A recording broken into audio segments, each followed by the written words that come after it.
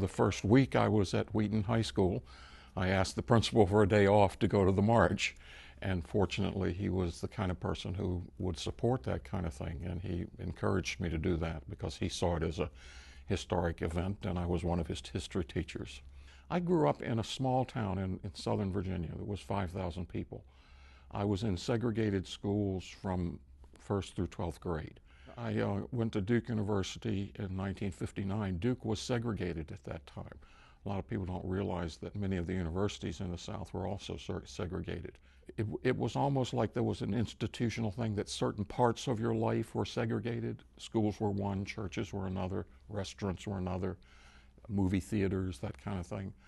While I was at Duke, a lot of the emphasis of student movements there was to integrate the restaurants and the movie theaters, and I was a little bit involved in that at Duke. The first thing that hit me was the fact of the matter that there were hundreds of thousands of people. It was an exciting event, and I managed to get up fairly close by squeezing around and in through the crowd. There was a sense that this was the beginning of something historically.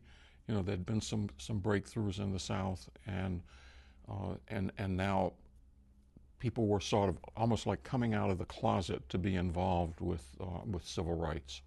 The program included Marian Anderson, a famous singer.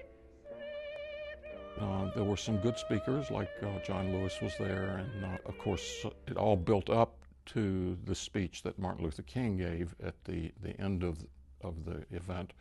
It was a full day. And the kinds of things that were being said, not just by Dr. King, but by some of the other speakers as well. Walter Reuther was there as well as one of the union leaders, were all things that were very different from the kind of rhetoric we had heard before that this was a real turning point towards something different.